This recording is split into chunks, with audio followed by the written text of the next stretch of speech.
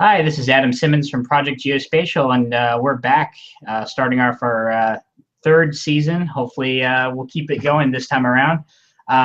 With me, we have Josh Williams from GE Teach. He was with us in our first season a couple years back, and we want to bring GE Teach back to showcase what he's updated, talk about his best practices, experience with it. It's certainly grown, and I've seen it around with a number of folks who have talked about it from time to time. So, Josh, can you tell us a little bit about yourself and actually go ahead and give us an intro of GE Teach? All right. Yeah, thanks, Adam. Like Adam said, I'm Josh Williams. I teach in Austin, Texas. I've been teaching. I'm going on my 10th year now. And as I mentioned in the last episode a couple years back, I was just really interested in using Google Geo Services in the classroom. And it's just one of those projects that got out of hand and created GE Teach first with the Google Earth API. And when I heard that was going away, we had to rebuild it 2 years ago, or actually a year ago, to build it with the Maps API. So I'll just go ahead and share the screen here. For those of you who are familiar, this is geteach.com. It's 2 maps for the most part, and you can move them around now. One of the benefits of using the Maps API, and you can select different layer types. So for example, we're on map canvas 1, matches here. We'll just do an elevation, the DEM model over here. And it's just the raster image that gets painted over. And then we can compare that with a different model. Let's just say plate tectonics. So it's a way for students to look how plate tectonics interacts with elevation. And because I'm using the Maps API this time, I'm able to do other kind of cool things, like an elevation tool can get added to it. I can click 2 points, and it'll give me the elevation profile across a section of the United States, for example. So you can see converging boundaries here, creating the Rocky Mountains, just different things like that, that the Maps API allowed us to do that the Earth API wasn't allowed to do. In addition, you have your street view, and these boxes all move around and they can reset and layer on top of each other, and all of those different kind of. So talk about what's changed in the last couple of years, because you're showing a lot of features there. It's great, but for those of you, for those people who might have actually played with GE Teach before, tell us some of the updates you've made. Yeah, I mean, the major changes really weren't a choice by me. It was a choice kind of by Google. I don't know if the users out there know. They deprecated the Google Earth plugin, so I can no longer share that KML files via that Google Earth plugin. So I had to go over to this API plugin. That's one of the big changes that occurred. I tried to make it as like the plugin version as possible, but it's not always easy to do when you're dealing with 2 different APIs. But still is this idea of 2 maps and being able to compare data on 2 maps kind of remain the similar. The things that changed really is the fact that I'm on a flat map now, no longer Google Earth. There's other advantages too. I can put in polygons a lot easier. So this is a huge advantage to using this API over the Earth API, and the polygons will change shape depending on the curvature of the Earth. You can also get distance and area. So these are just things that were much more easy to do with the Maps API that were much more problematic with the Earth API. The whole point really is for the students to be able to interact with these data sets. And the way that the history really happened was, at one time Google had kind of My Maps. They called it Maps Engine, and they had a Maps Engine platform, and then they also had their Maps gallery, and it was all kind of disaggregated all over the place. So I wanted to create a viewing platform where you could bring in all 3 of those sets plus KMLs from a student's Google Drive, because a lot of students are using Chromebooks now, and My Map stuff that they create on their own. So you could just take a My Map here and then import it into GE Teach. So you can have student created content along with stuff that was already created, along with stuff that I created in Maps engine at the time, but it's been deprecated since as well. I was telling Adam last week, I'm having to redesign everything again because I'm running off of Maps engine. So it's going to switch over to GeoJSON and KML.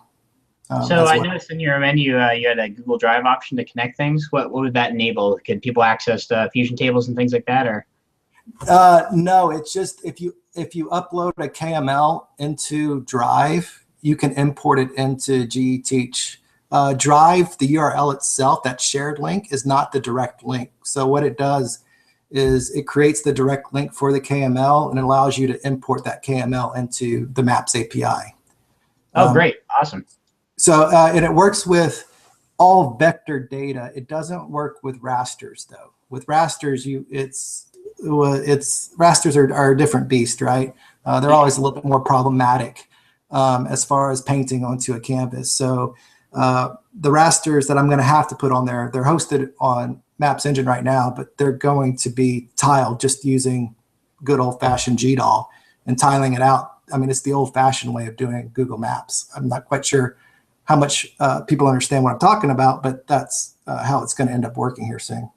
So explain to me some of the projects you've had students work on while you have them use this tool.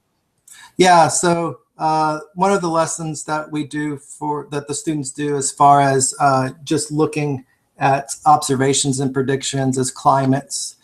So I can put a climate map on the left canvas here. I'm going to go ahead and switch and put the same exact climate map on the right canvas. And within these, the climate maps itself are these climagraphs where they can look at temperature changes, and I can switch over to layers. And what the students do is they try to identify and observe, is it elevation that's causing the temperature or precipitation change? Is it wind currents that's causing the temperature or precipitation change? Or even if it's ocean currents, looking over to this, warm ocean current that's going over towards England and deciding why is that a marine west coast climate as opposed to static graphics, or are they live? Are these live overlays that you have them upload? No, the KML.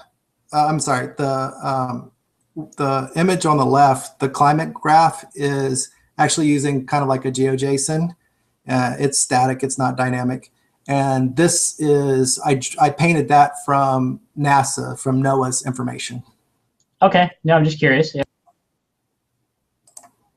Are you there? Sorry. Yeah, I'm there. I'm guess this mute button keeps on going on and off of me. But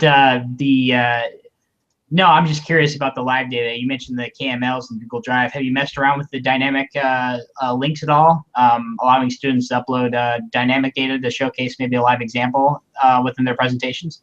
Yeah, not really live examples with their presentation, because you'd have to use something like Fusion tables to do something like that. You could do it with GeoJSON and just set the rules to categorize it. But the students, if they were going to create it themselves, you would have to use something like Fusion tables, and I'd have to create a hook into, I mean, you can do it with the API. You can definitely load Fusion tables through the Maps API.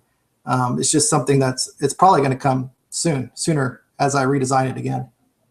Well, with that said, do you have some type of gallery where, I mean, obviously, if you don't, that's okay. I'm just kind of curious, as I'm thinking about this, a gallery where students kind of you show their best practices or cool projects they have with this, or is it, do they have to reload their stuff every time they come into the application? They'd have to reload it. They'd have to reload it every time they come into the application. As far as like URLs and stuff like that. Yeah, there's not like yeah. Again, you could do that.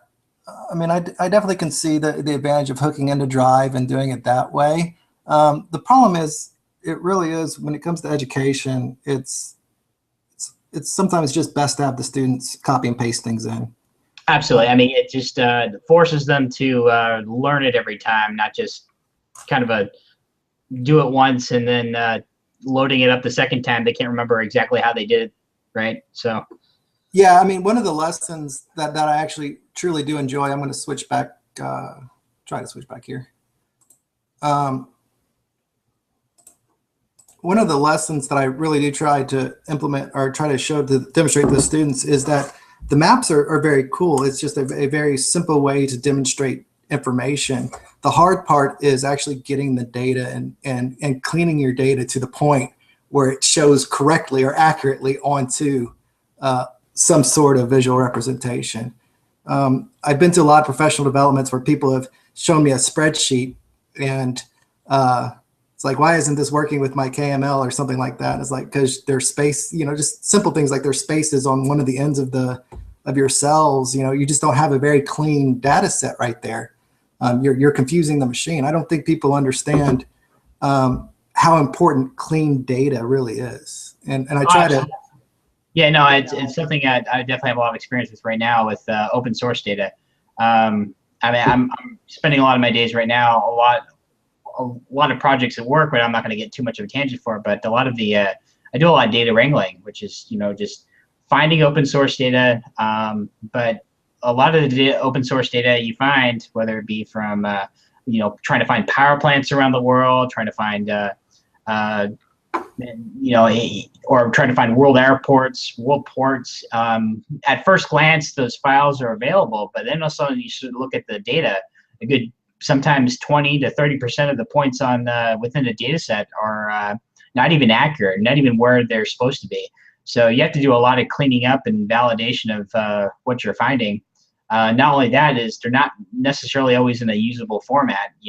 Sometimes I get a spreadsheet with half of the data set is decimal degrees, then somehow like somebody combined two data sets together, you have degrees, minutes, second throughout the next, and I got to do some filtering between them and reconvert half the spreadsheet because it's kind of confuses any type of converter or any type of map processing when I'm trying to upload that one data set in. So yeah, I mean the same thing with demographic data, right? Sometimes you're dealing with whole numbers, 1,300,000, and then sometimes you're dealing, and within the same data set you'll see 1.2, meaning 1.2 million, right? Just people are not always consistent with their structure when it comes to data, and it's an important lesson for students to see how these things kind of work out. The other thing that I've been working on a lot is am I muted? No, I'm muted. I can hear you just fine. The other thing we've been working on a lot is kind of looking more towards Google My Maps, kind of finding simple ways for students to engage in storytelling in that direction, and that seems to be one of the other areas that I've been doing a lot of professional development on and looking into a lot. And it's pretty interesting and a useful tool. I mean, it's not the hardcore, GIS. It's not Esri. It's not QGIS. But it is a way of getting it to younger students' hands. This idea that spatial representation is important and really important to storytelling and context. Actually, we should touch on that a little bit. What is your student demographic here, just for the audience? Is it we're talking about middle schoolers, high schoolers? What are we looking at? I deal with mostly ninth graders, so I guess starting middle school or eighth graders transitioning into high school, and it's been one of the benefits of using maps and the power of maps and the power of GIS and geospatial technologies. It's a way to communicate to the students. They understand the language I speak. When I start talking about arrays or lists or tags, they understand what I'm talking about. And it's a pathway to build relationships to them. It's really fun. It's really interesting. No, great. That's awesome. How about then, I guess before we start wrapping things up here, can you talk about, you touched on it a little bit as you're talking about the tool itself, but what's ahead for GE Teach? And actually go along with that question, how many other schools, how much exposure has your tool gotten with the community? Because I have, like I said, I have seen it around, a couple mentions here and there, and it seems to have kind of spread over the years. Yeah, a part of it helped is Google Geo for Education. I I've got to do a couple of their GTIs, 2 in Mountain View, 1 in Pittsburgh. I just did 1 in Los Angeles for professional development for them. Those kind of events help spread GE Teach. As far as, exposure, it's interesting when you look at like page visits. It'll build up in September and it'll start dying down in December, and then it'll build back up in January and it'll start dying down in June. It just follows the pattern, the school cycle pattern. As far as for the future, it's kind of really, again, up to Google. It's less me than what Google's plans are in the future. I mean, I built GE Teach with the Earth API and it got deprecated. And then I rebuilt it using the Maps Engine API and it's been deprecated. So I'm having to spend a lot of time just rebuilding data sets more than anything, because I go from KML into Maps Engine. Now I'm having to go from Maps Engine to GeoJSON and tiling it, which takes a lot of computing and my time. You mentioned Fusion tables, which was just pretty interesting because I've actually done some projects with live data from Fusion tables as far as using the maps output from Fusion tables. Yeah. And that actually is pretty cool. It's something that I wish they could put into my maps. It gets asked a lot on like the help forums. It's like, how do I make my spreadsheets dynamic? If I update. Fusion tables can output as a KML file, so that's one thing. Yeah. But where I like it is I use it as kind of my data staging front. I'm not a developer. I'm kind of truly a user on a geospatial front, an analyst from prior military service, and so that there's a weakness right there where I can only do so much with large amounts of data, and there's only so many tools I can get for free that allows me to process hundreds of thousands of rows before I almost needed some type of developer platform to handle that much data. And Fusion tables, I've noticed, handles quite a bit before I need something large and something I need to pay for. And I don't have to worry about the size necessarily, at least how many data sets I have, because I can just throw it all into Google Drive. But the Fusion table itself, I think goes up to 200,000 to 500,000 rows or something like that. Right. I think it capped out at 200,000 at first, but I actually uploaded a 450,000 row data set in there the other day, and I'm just really surprised it took. So, but Fusion tables isn't the only thing I use. I use Google Sheets as well, especially when the data is unformatted, because it actually can sync up with Fusion tables, but I can use a lot of HTML import, the formulas that Sheets uses. Is really, really helpful in formatting data. I always say, people say that, hey, shapefiles is the most common GIS format. No, and then people fight over KML or other formats. But I tell you, it's like actually spreadsheets and CSV files are probably the most popular format I've ever seen for anything to do with any type of data, really. So yeah, everything I do as far as vector goes starts in a CSV file. Yeah, right? it all starts with that. Yep, all starts with a CSV file. It's sad, but Esri doesn't have anything on that format yet. So yeah.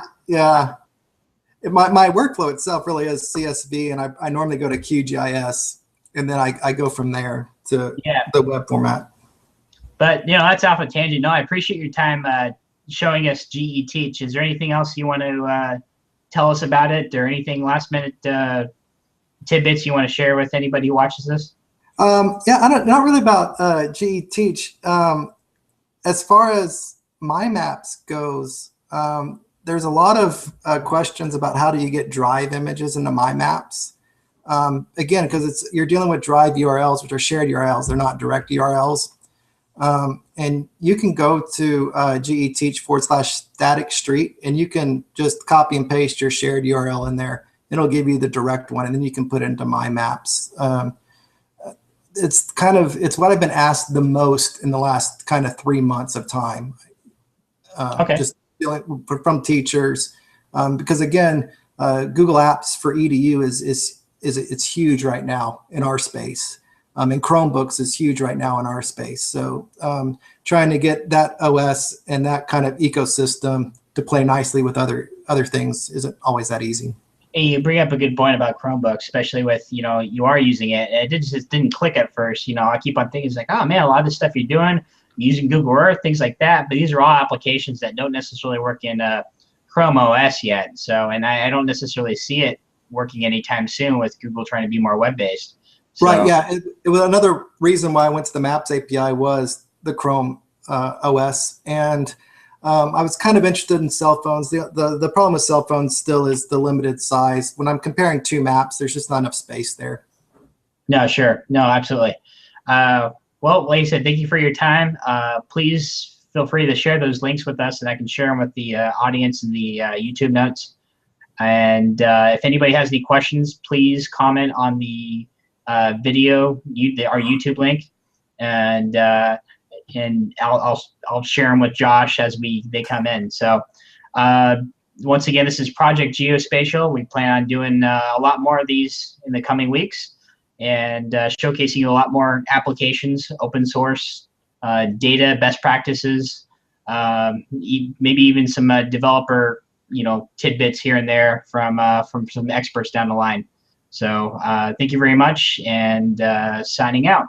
Thanks. See y'all. Thanks, Adam.